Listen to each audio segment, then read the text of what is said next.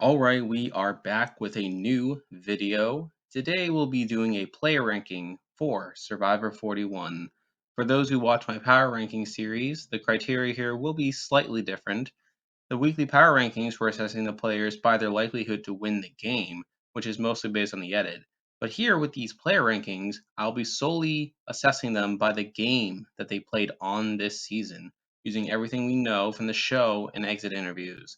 This will also be a follow up to my preseason cast assessment, comparing how I thought these players would be coming into the season versus how they actually turned out.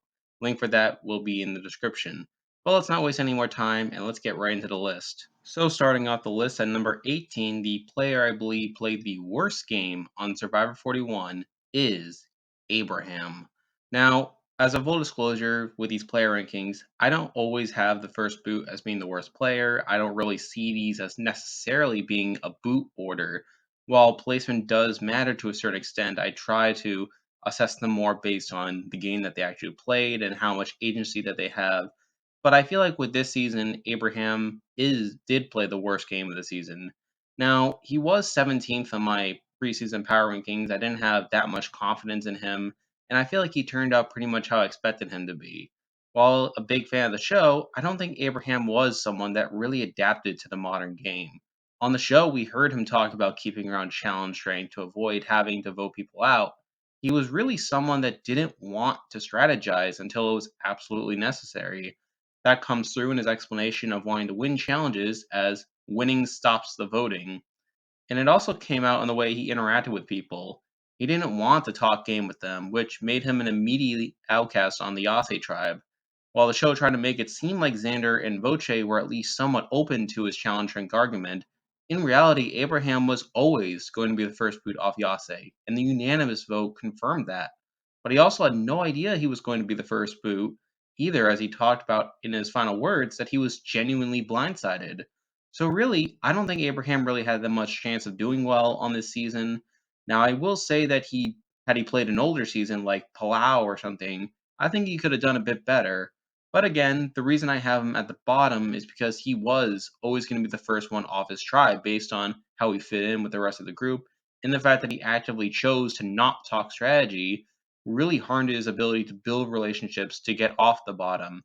So for those reasons, I decided to have him here at number 18.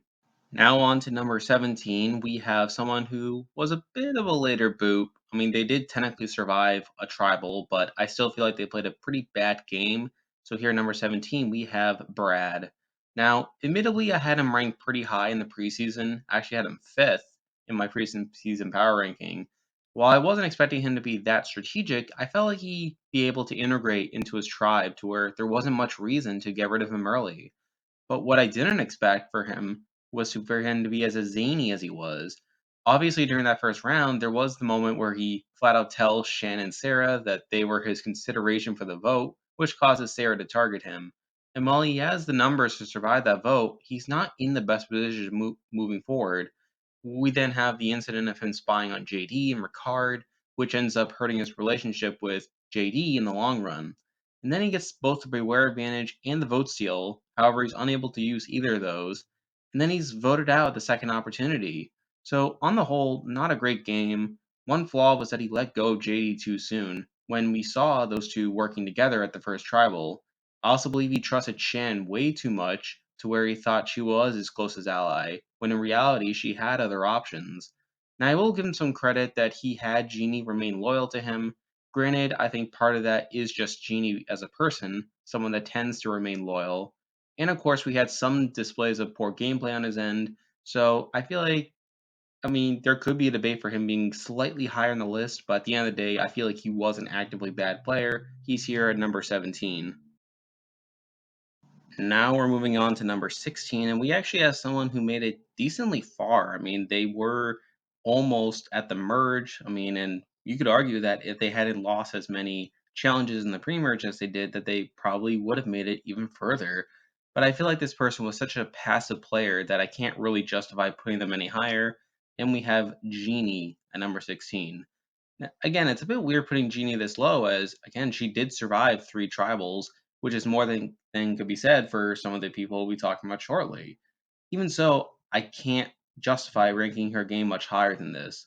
I mean, similar to Abraham, I had her ranked pretty low preseason at number 16, and I feel like she turned out how I expected her to. I know I said this that she would either be a very early boot or someone that made it pretty deep based on her archetype. Obviously, she didn't quite fit either of those trajectories. I mean, but I feel like, again, if Ua hadn't gone to as many tribals, I feel like she probably would have made a deeper run and probably would have gotten to that point where she was an endgame, like, jury threat jury threat. Even so, I think my other points still stand. She's left out of the Sara vote, she's blindsided at the Brad vote and loses her closest ally there, she's spared at the JD vote due to her being perceived as the more loyal option, and then she's taken out right afterwards. While she was prone to lashing out, such as right after the Brad vote, she was alright socially and she seemed well liked. The problem is that she was never in the core majority alliance and she was too passive. I think she gets partially screwed over by the fact that Ua kept losing immunity, but even when she had opportunities to save herself, like keeping the idol or using her shot in the dark, she just didn't take them, which wasn't great at all. And even if she made it to the merge, I don't think she would have turned it up. As I said earlier, if she made it to the merge, I think she would have made it to around the final seven, only to be picked off for being too likable. While I don't think she was completely lacking strategically, I think she was too passive at the end of the day to where she would have made the optimal move. And I feel like she wasn't super willing to adapt to the modern game. So while she did make it somewhat far, I can't justify putting her higher, and she's here at number 16. Now we're moving on to number 15, and I feel like the next three people we'll be talking about are all relatively close to each other, and I feel like you could interchange them a bit. But at number 15, I decided to go with the person who was voted out first, and that being Sara.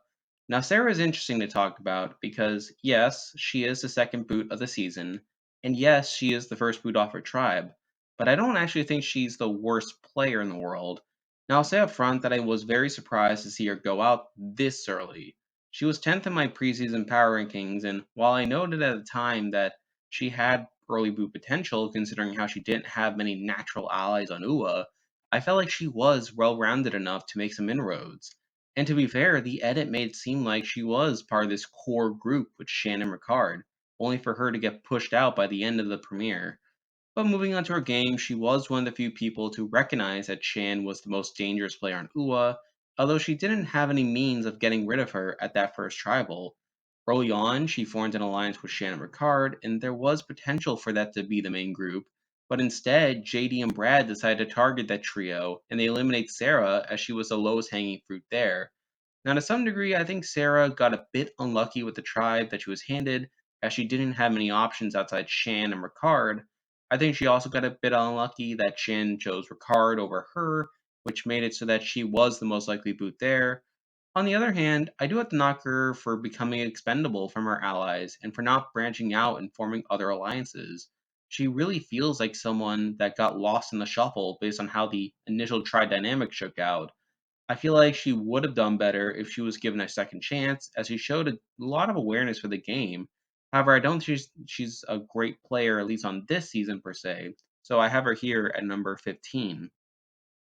Now we're moving on to number 14, and again, we have another one of these pre-merge boots that I'm not entirely sure what to do with, but I decided to have them here. So I have, at number 14, JD.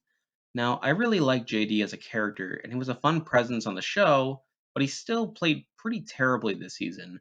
Really, I wasn't expecting that from him. I mean, I had him fourth in my preseason power rankings, and I felt like of the three 20-year-olds on the cast, he had the most potential to build bonds with a wide group of people and to garner respect from them.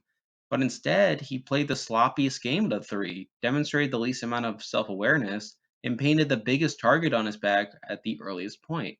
Now, right away, he had people like Ricard and Sara become suspicious of him, and while he didn't get any votes at the first tribal, he was at least discussed as one of the targets there. After that, he isn't really able to reintegrate himself, as people like Brad and Genie are targeting him, while he worked to make bonds with those two that never really led to a game relationship, with Brad even wanting to target him. He allowed other people to catch him with an extra vote, which was just dumb, and ultimately he was outplayed by Shan. Now, while an extra vote isn't worth that much in the grand scheme of things, the fact that JD gave it away not once, but twice to Shan is pretty terrible, and it made perfect sense at that point for him to be flipped on. Now, admittedly, he did get a bit unlucky that Uo lost as many challenges as he did pre-merge, but he rugged a lot of his tribe the wrong way, and he could have been voted out at any of those previous tribals he attended. He also talked afterwards about how he wanted to flip him Ricard and Shan at some point, recognizing they would be his biggest threats, but just didn't have the numbers to do so. He worked with those two out of necessity. I also think he was someone that talked too openly about wanting to be a big player, which made people conclude that he would be unreliable in the post merge.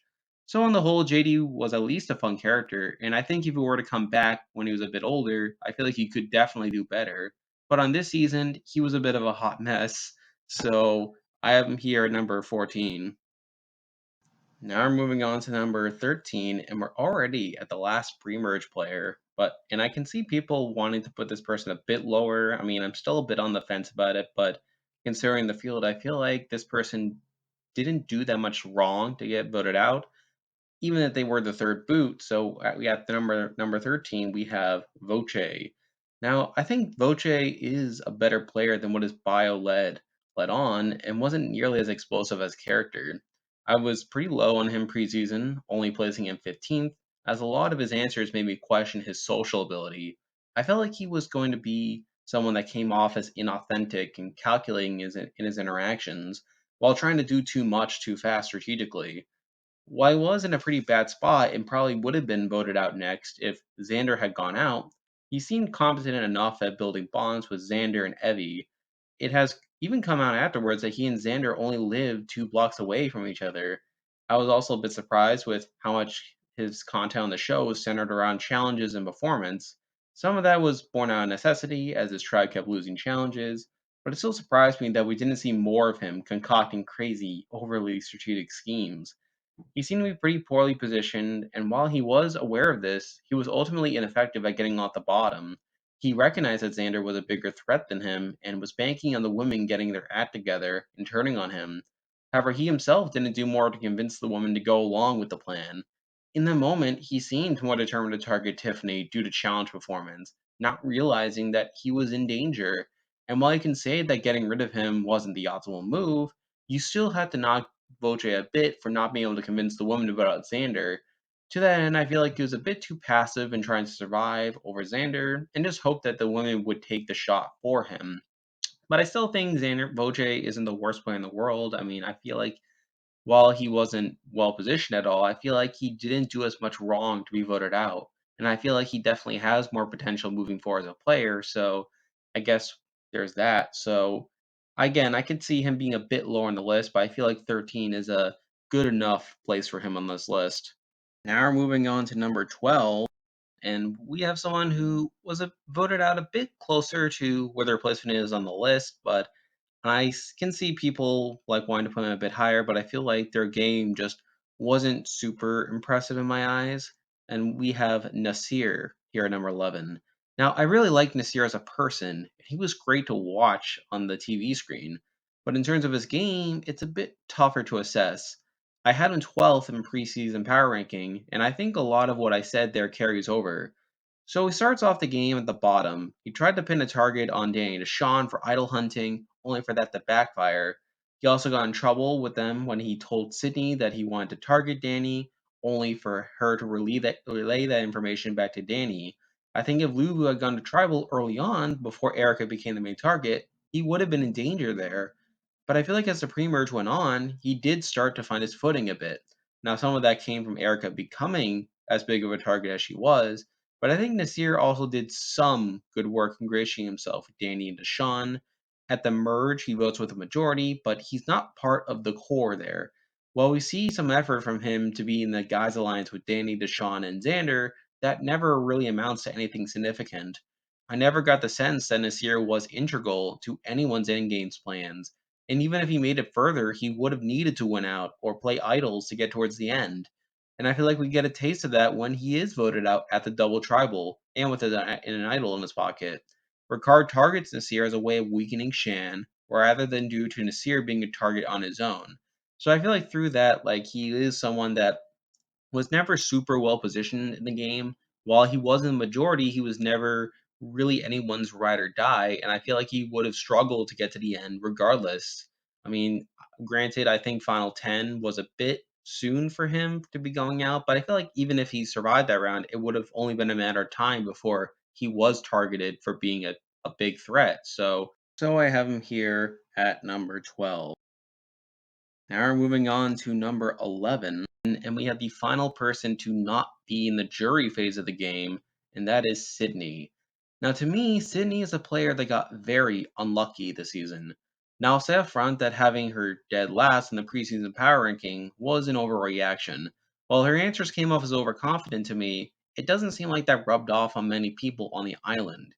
She's in the majority alliance on Lubu from pretty early on, building good bonds with Danny and Deshawn. Now, I think she mismanages her relationship with Nasir a bit to where she gets on his radar and has a reputation of funneling everything he tells her to Danny and Deshawn.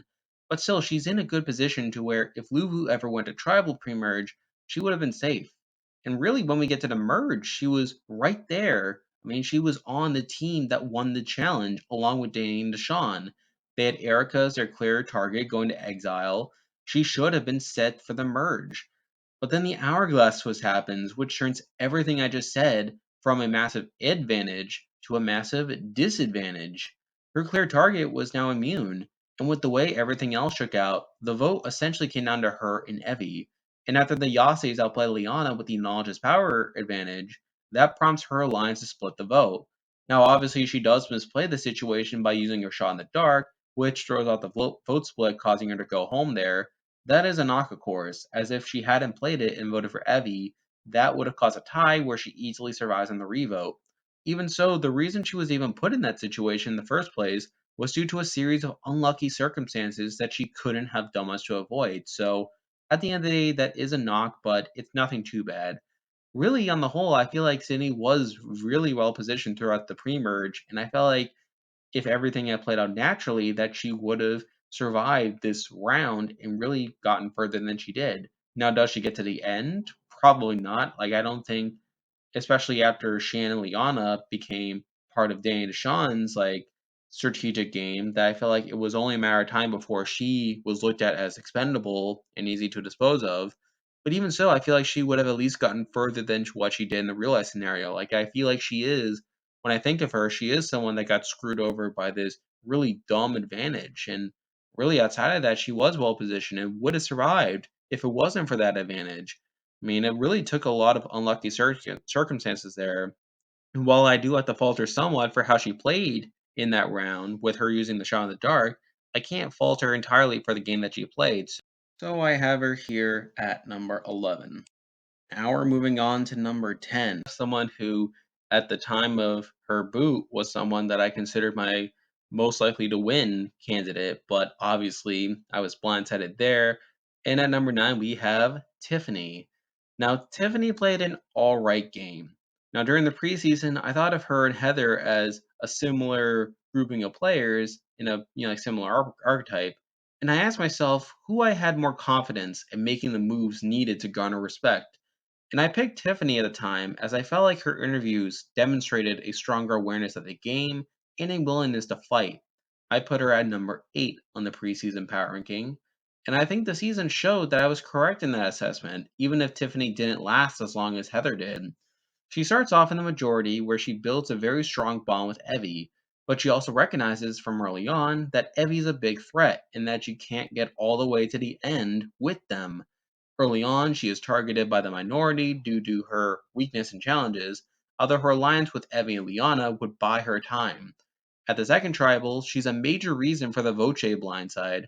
Now, admittedly, I'm still a bit dubious over how much of this was strategy, which Tiffany claims in her exit interview, and how much of it was simply her not understanding how Xander's idol worked. But regardless, she makes the correct decision in voting out the bigger threat in that situation. But beyond that, Tiffany is able to remain in the majority for the rest of the pre-merge. But then at the merge, however, Liana flips and the hourglass twist happens, resulting in Tiffany falling out of the numbers. But she does catch a lucky break when Shan accidentally reveals to Liana's knowledge's power advantage to her. Through that, Tiffany and Eyvie pull out the move to have Xander give her his idol and bait Liana into wasting her knowledge's power on Xander. And it works. Now, admittedly, that alone doesn't win them the round, If Sydney hadn't used her shot in the dark, Eyvie would have gone home right there at the merge, so Tiffany got a bit lucky there. But then the next round, despite her trying to build numbers back, Tiffany's unable to get them over, everyone's immunity, and she is voted out thereafter. So I feel like Tiffany was someone that played a pretty good game in the pre-merge. I feel like she did overcome a lot of the weaknesses. And I feel like had she survived beyond this point, I feel like she would have had the agency and the willingness to make the moves necessary to get herself back in the majority. I give her a lot of credit for trying to get back into the majority, even after falling out the numbers.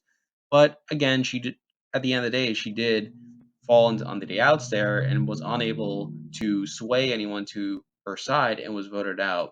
Still, I mean, I'm pretty impressed by the game that she played. I feel like she played a better game than Heather on the whole, so I have her here at number 10.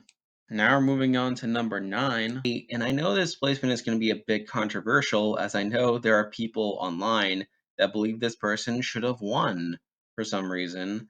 But at number 8, we have Xander. Now, again, it was interesting seeing the public reception to Xander losing at the end. I never thought he had much of a chance to win based on the edit and exit interviews, but I still find it interesting how a lot of people think he was robbed. There's also the preseason where I had him ranked 11th.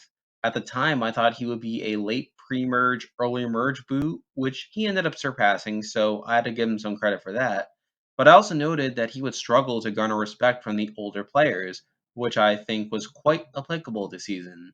But beyond Edgic and preseason speculation, I don't think Xander played that great of a game. Right away, he's left out of the core women's alliance that was running Yase.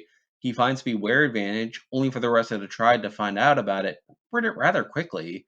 There was a serious chance of him being the third boot of the season, only to be spared due to being the less threatening option. And of course, there is speculation that Tiffany just didn't understand the rules of his idol. But for the rest of the pre-merge, he is at the bottom, and he would have been the next to go had Yase gone back to tribal. Along the way, Liana builds up this one-sided rivalry with him, which makes her want to target him even after the merge, which isn't particularly great.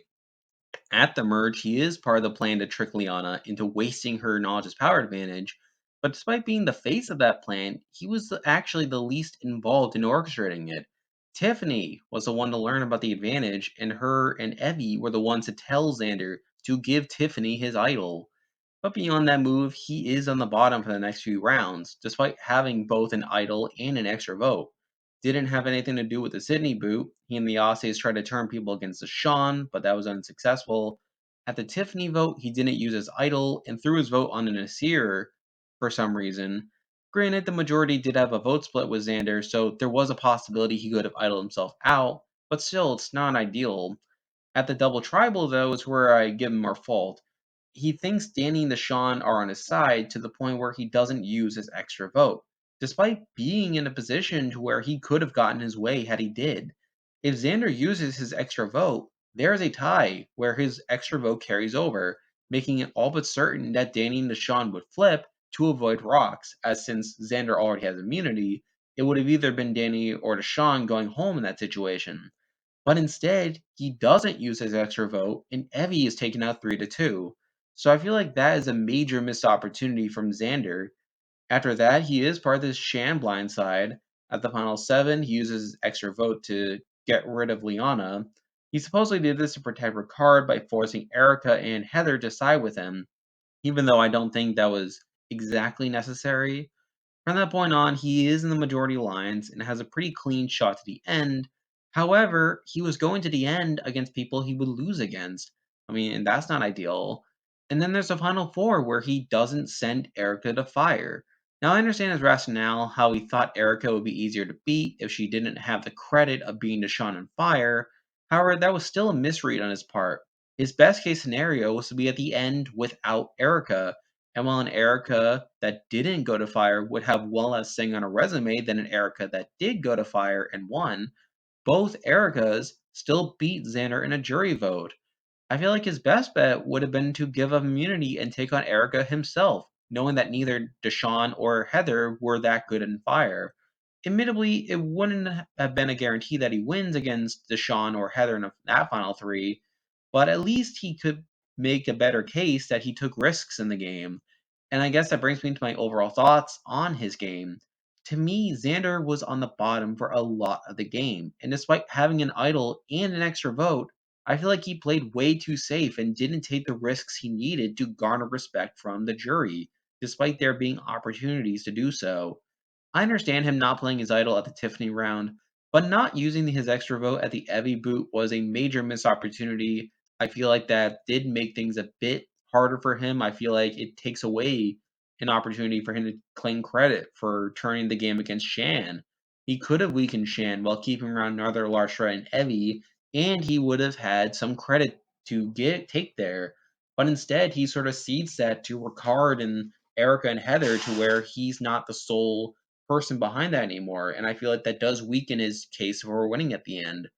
So I understand to some degree why people think that Xander should have won, but for me, I just don't see it. I mean, I would have voted for Deshawn, as we'll talk about a bit later. I don't think Xander played that great of a game, but the fact that he was able to be in the majority towards the end, and the fact that he was at least able to get to the end while doing some stuff along the way, is enough to. So I have him here at number 9. Now we're moving on to number 8, and this person actually jumped up quite a bit from my initial list. I mean, while this person made it very far, I just wasn't as impressed by their game. But I feel like some stuff that has come out postseason has caused me to reevaluate their game and really hold in some higher regard. But at number 8, we have Heather. Now, again, I know Heather made it very far in the game, but for the longest time, I didn't really consider her game that good, and even now, like, I don't think it's that good. I mean, she was number 13 on my preseason power ranking, and I feel like she turned out largely how I expected her to. She was either going to be an early boot or someone that made it very deep, but also someone that struggled to garner respect for her game. And while that's mostly true, I feel like the jury chances weren't as dire as I found out later on. So, I mean, if we're just looking at her game, like she was never that well positioned, largely due to her social game. I mean, in exit interviews, multiple people said they had trouble connecting with Heather or straight up found her annoying. I mean, Sydney and Nasir particularly jumped to mind in that regard. Granted, she was close to Erika and Deshawn, but the fact that those were her only meaningful connections in the game was troubling for her a lot of it. While she didn't exactly do nothing, I mean, we saw her attempt to target Sydney early on, she wasn't very effective and appeared content letting other people take over.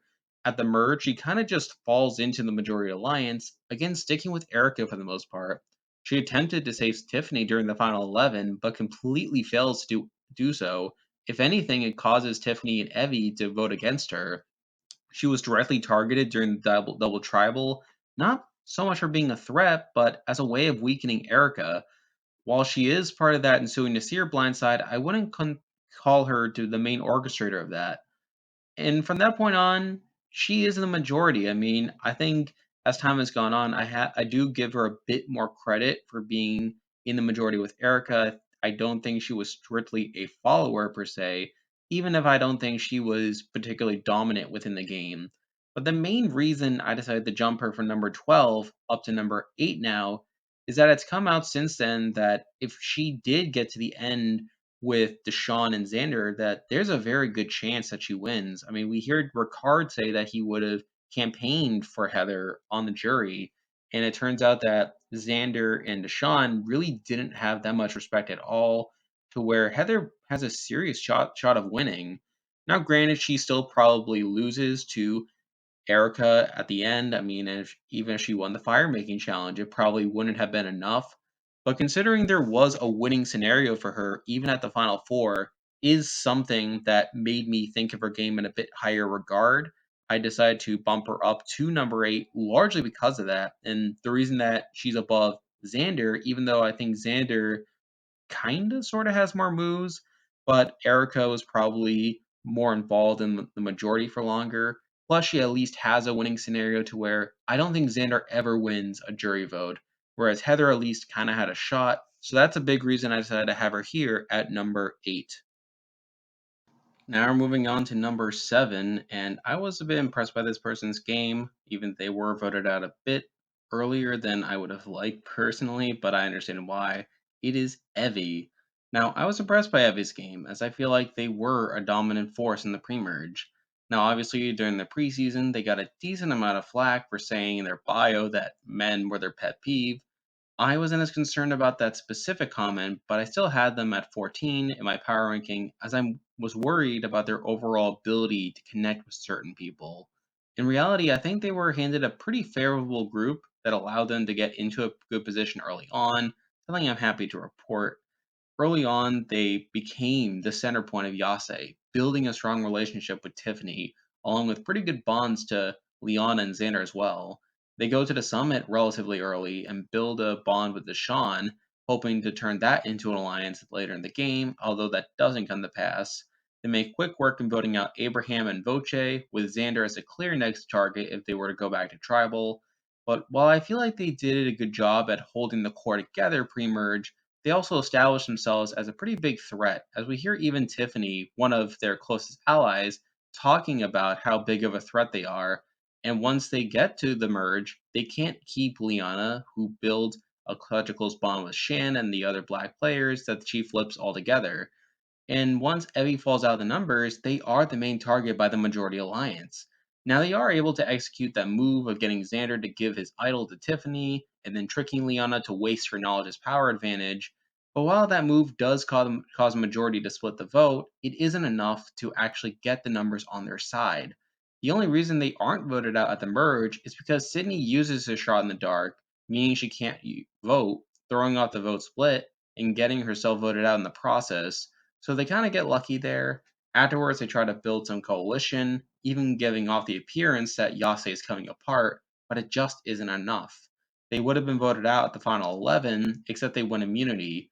But through that, Eyvie loses Tiffany, and then we get to the double tribal where they and Xander are on the same team, while Xander wins immunity. We see Eyvie fight to get Danny and Deshawn on their side to vote out Liana, while trying to convince Xander to use either his idol or extra vote to save them. Now, what's interesting is that if Xander did use his extra vote to get out Liana, Eyvie would have made it to the final 8 in a somewhat decent position.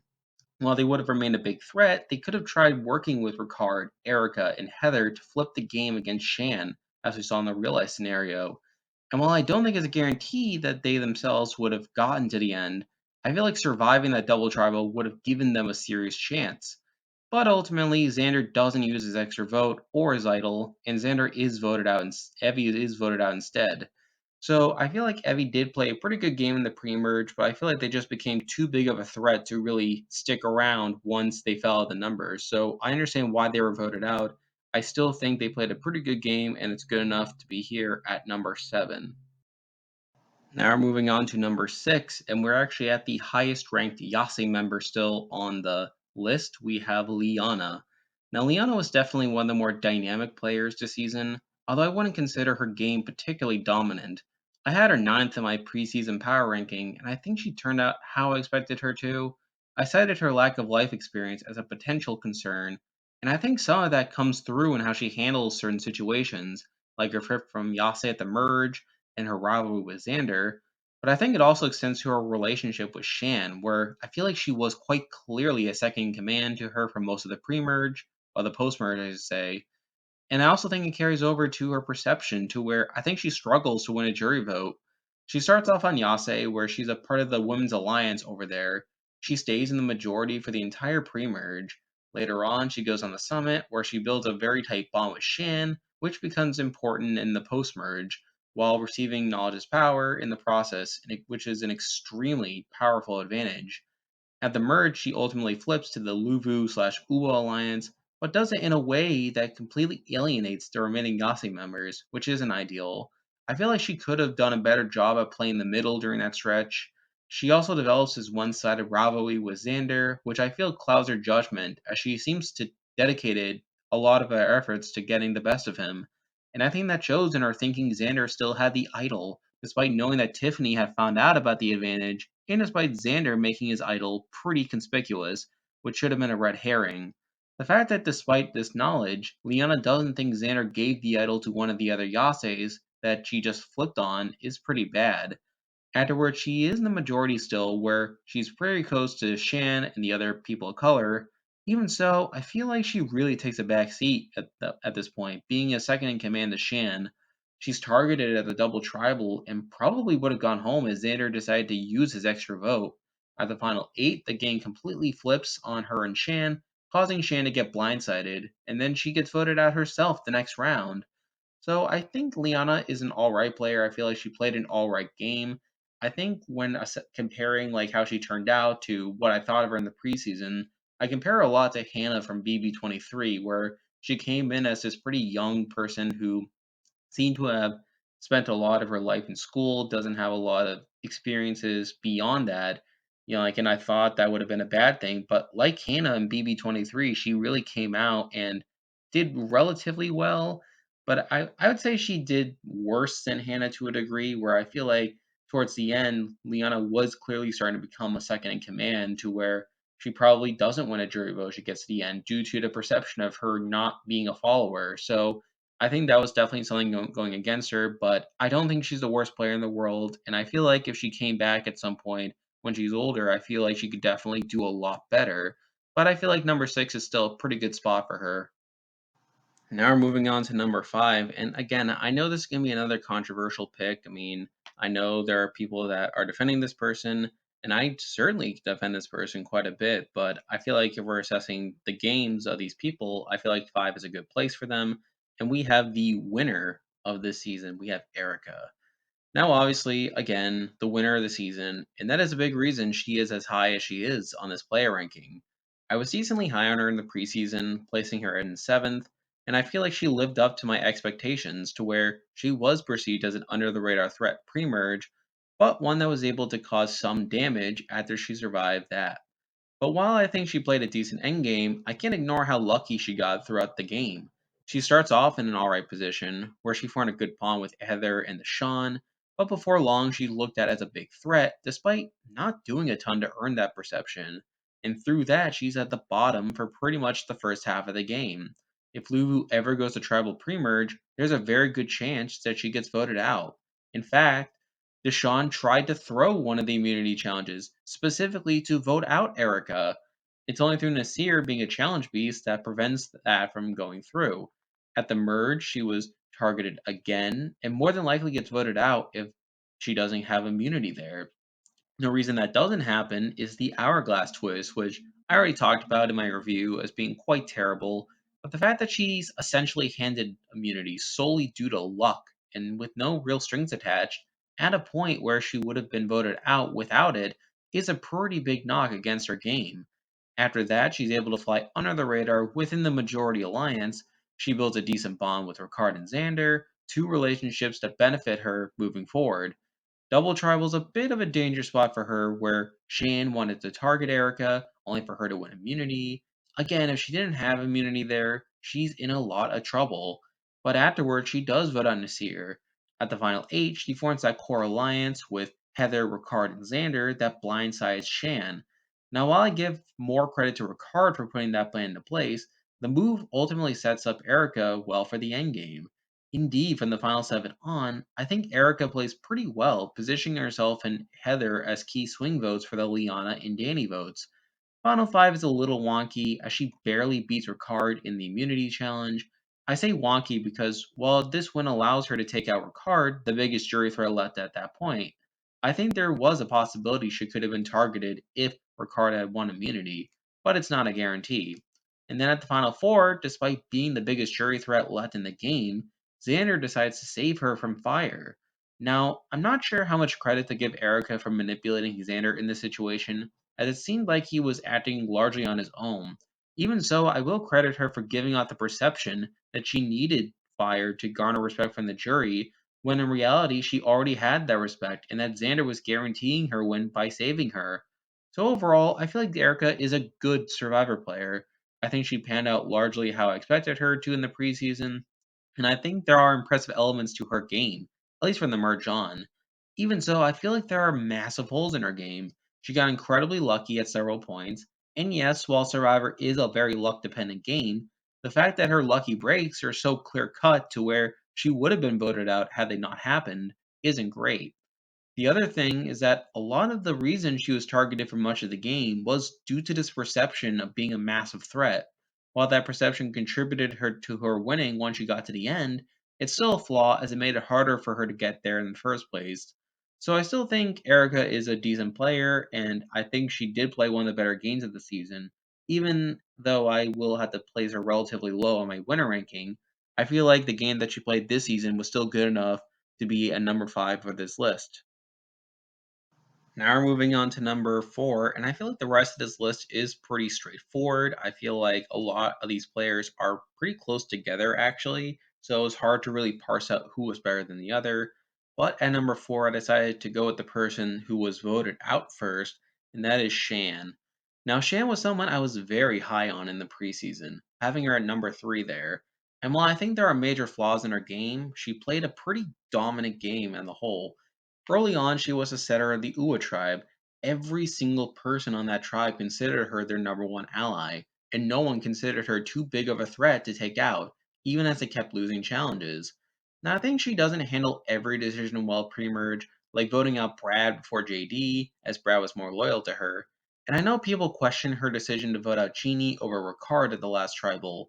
I'm still on the fence about it. On one hand, yes, Genie would have remained loyal to Shan, and considering Genie had the potential to be targeted later for being too likable, keeping someone like that around, but also someone that is completely loyal, would have been useful for Shan. But on the other hand, while Ricard would have been more likely to turn on Shan post merge, he didn't have as many close allies as her. So it would have been more difficult for him to get the numbers to create that blindside in the first place, although obviously he eventually reached that point. Regardless, these pre-merge decisions didn't have immediate consequences, as Shan entered the merge in a good position. She built a strong cross-tribal alliance with Liana, which ended up being quite important for her game. But along the way, I still feel like Shan had some missteps, where at the merge he accidentally asked Liana about the knowledge's power advantage in front of Tiffany, which prompted the information to leak to the rest of the tribe and allowing the Yase minority to counter it. I do fault Shan more than Liana for letting that information slip, so that's not great. Even so, her group was able to remain the majority for the next few rounds, taking out Sydney, Tiffany, and Eyvie. But at the same time, she started to build some rivalries. There are some cracks per se. I mean, obviously there was Deshawn who started to feel like she wasn't listening to him, and even Ricard, like while Ricard stuck close to her, he was playing to turn on her at a point. The fact that she doesn't recognize that is a pretty big issue. Anyway, so getting to the double tribal, I think she gets outplayed by Ricard to where he convinces her to use her extra vote to force a tie between Nasir and Heather, only to vote out Nasir on the revote with an idol in his pocket. I've already talked about this before, but I think Shan going along with this was a mistake, as Nasir is more loyal to her than to Ricard, and that getting rid of him would make it easier for a flip to happen down the road. And that flip happens the very next round, where she is blindsided with an idol in her pocket. So, again, I feel like Shan played a pretty good game. I actually considered putting her at number 1 at a point, even though she was voted out the final 8. The main reason I didn't put her that high was because, well, she was voted out the final 8. And I feel like a lot of that was her own fault. Like, she did make herself too big of a target, and she allowed people like Deshawn and Ricard reasons to flip on her. So I don't think that's particularly great. And I think she did make some missteps in her strategic judgment, but I still feel like she played a very good game on the season. She definitely played the most domineering game or out in front game of the season, and I feel like that is good enough for her to be at number 4. Now we're moving on to number 3, and I know again this is a really likable person, even if they were a bit under edited on the show. And I know some people can debate over whether this person was a second in command or not, but I feel like they still played a very strong game, and we have Danny. Now, obviously, Danny was under edited on the show, and at first glance, it could seem like he was in fact a second in command. But honestly, I think he was more than that, and certainly one of the better players of the season. Now, granted, I think Deshawn ultimately had more control in the game than Danny, but it's not like Danny did nothing. I mean, early on, he is in a great position to, while he does get in trouble with, like, obviously, with the rest of the tribe for idol hunting with Deshawn, he's quickly able to reintegrate to where he is part of this core group, and he's never really targeted in the pre-merge. Yes, we hear Nasir tell Sydney he wanted to target Danny, but he wasn't actually targeting Danny. He only said that because he knew Sydney would tell Danny about it, allowing Nasir to argue that Sydney can't be trusted. At the merge, he's a key figure in the majority alliance, where he and Deshawn present the idea of a black alliance, and I would consider him the more respected player between him and Deshawn. In her exit interview, Shan gave Danny a lot of strategic credit, saying the two of them were coming up with the plans for the alliance. He's later a part of the Shan blindside at the final 8, and while I recognize that Shan was a big threat by that point, this move definitely weakened Danny's position moving forward, and we see that as Erika, Heather, Ricard, and Xander build a final 4, effectively placing Danny on the outs. While he is able to save it off our round by winning immunity, he and Deshawn are pitted against each other in the next round, where he's voted out for being the bigger jury threat. I mean, like I said, I think he did pretty well in the game. I mean, I was pretty high on him in the preseason, actually, placing him in sixth place, and I felt like he was well positioned to make the merge. And even beyond that, I was impressed by his ability to keep his target low enough despite being a big physical presence. Now, granted, some of that came from the fact that he only won one immunity challenge, but I think it was still great foresight on this part to throw challenges and not make himself too big of a threat. So I think he was very effective at doing what he was supposed to do. But I think by the end of it, again, he just fell out of the numbers to where he was on the outs. And when it came time to choose between Deshawn or Danny to go home, Deshawn was perceived as more of a go to where he was taken out instead. That was a debate for me over whether to have Danny or Deshawn above each other, as I feel like Danny would have won a jury vote over Deshawn if they got to the end together. But I decided to have Danny a bit lower as, well, one, people did pick up on the fact that he was a threat, and he was voted out in that spot. But also, I think the fact that Deshaun did have slightly more connections in the game and did have slightly more control overall. But I still feel like Danny played a very strong game this season, and I would love to see him play again. Although, judging by his exit interviews, it seems kind of unlikely at this point. Now we're moving on to number 2, and I think I just alluded to who this is. It's Deshawn. Now, again, it was a debate between him and Danny, as while I feel like Deshawn had more control in the game overall than Danny, I mean, obviously Danny was more likely to win a jury vote at the end of the day, and a big reason why Deshawn was spared at the final 6 was because he was looked at as kind of a GOAT by that point. But I still feel like Deshawn played a pretty good game, and I actually would have voted for him like in the final 3 scenario, but I understand why he ultimately lost. Obviously, he was someone I was very high on preseason, to where I considered him my second winner pick, only second to Ricard. He was relatively strong socially and strategically, to where I felt like he navigated the game without being in too much danger. Even so, one thing he mentioned in the preseason is wanting allies who are loyal to him, while giving no loyalty in return. I think that statement speaks to how he was ultimately viewed by the jury, as a selfish and sloppy player, and obviously why he loses. Now, right away, he forms a strong bond with Danny.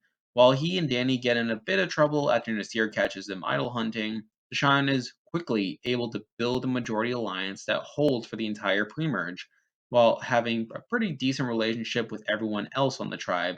He's close to Danny and Sydney. He's close to Heather. He builds a good relationship with Nasir, and initially he's close to Erika, although he later targets her. He never attends tribal pre-merge, despite trying to throw the challenge at one point in an attempt to vote out Erika. At the merge, he connects with Shan and Liana, forming a person of color alliance with them, while still having Heather, Erika, and Ricard on his side.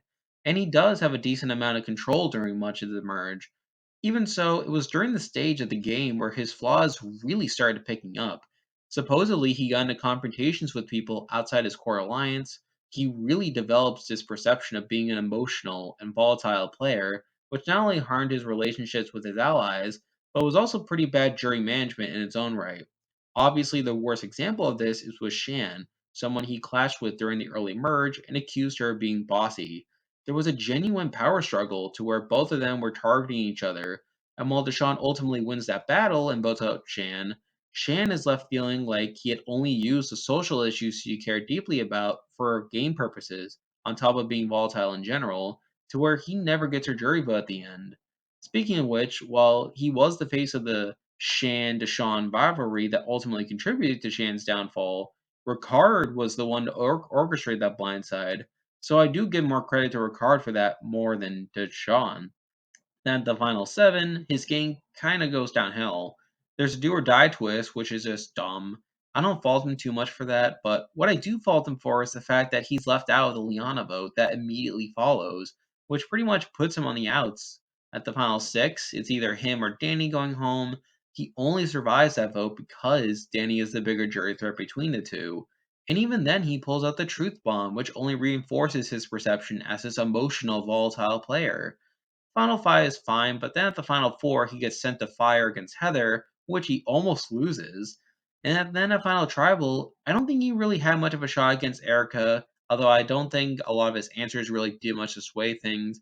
And obviously, he loses 7-1, only getting Danny's vote, I believe. So overall, I think Deshawn still played a pretty good game. Like he definitely had a lot of control for at least the first 2/3 of it. I mean, obviously he loses control at the final 7, but I think he somewhat recovers okay. Although by the end, I mean, who does he win against? I mean, he loses to Ricard. He loses to Erika, of course. I mean, it's kind of up in the air, like with Xander. I mean, if it were a final 2, he probably wins.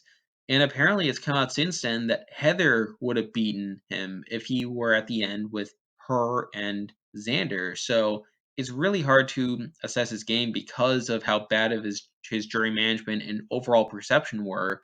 But I still feel like he had a lot of control in the game. Like I said, I would have personally voted for Deshawn in this final 3, and I think it was good enough to be number 2 on this list.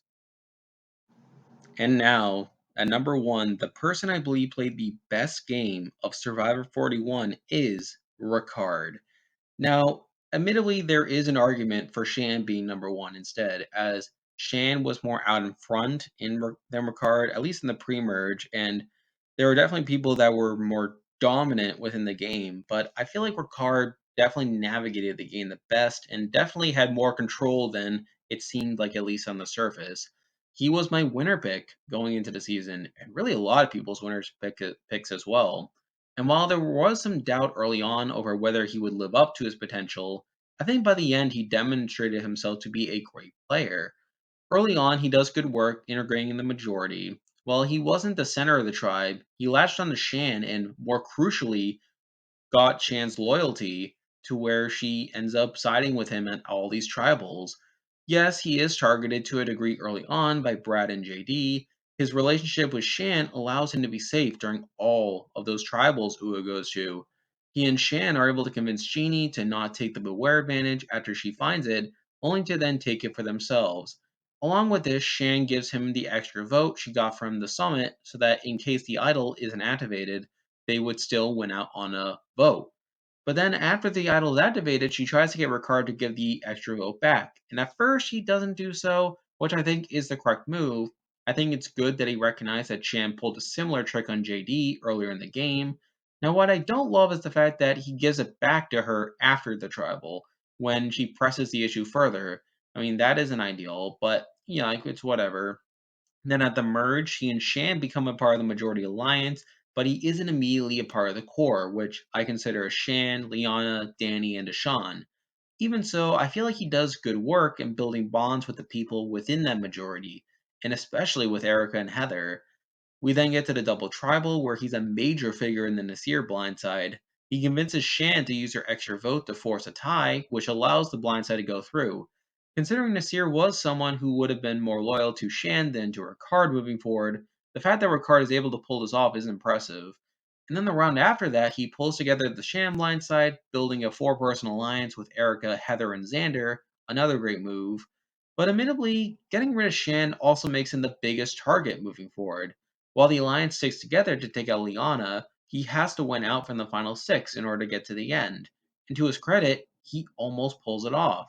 He wins Final 6 immunity, and at Final 5, he was neck and neck with Erika for a while of that challenge, who, despite Erika having an advantage, if Erika doesn't have an advantage for the challenge, there's a very good chance he wins immunity there, getting him to the Final 4 where he's at least guaranteed fire. And considering the field, there's a decent chance he does win fire if he goes to it. And if it gets to the end, he wins against anyone left at the final five. So while he needed to win out, I feel like he had the means of doing so. But instead, of course, he comes up short and is voted out in fifth. I mean, like I said, there is an argument for Ricard being lower on this list. I don't think there is a clear number one on this list. I feel like the top four people on this list are all people that have some pretty massive flaws. I mean, Sham was voted out too far to the end for me to be comfortable putting her at number one. I mean, Danny was kind of a similar situation, and plus, I don't feel like he had as much control. Deshawn, of course, probably had the most control. I mean, aside from Sham potentially, but also his jury management was just pretty bad. And then there's Ricard, who kind of was dominant. I mean, he would definitely play behind Shan, at least for the pre-merge, or at least co-dominated the game along with Shan. And I feel like he ultimately got the better. Shan was able to make some good moves on his own, even if he wasn't as well positioned in the early merge. But obviously, by doing so, he did become the biggest target on the board. So again, I can see an argument for Ricard being lower on the list, but I feel like out of the people we just talked about, he probably has the least amount of flaws. I mean, he definitely makes it further than Shan. I feel like while he didn't have as much control as Shan or Deshawn, it's not as if it was significantly less than either of those two. And I think he does get the better of Deshawn at certain points. So I think there is enough there to where I feel comfortable placing Ricard at number one.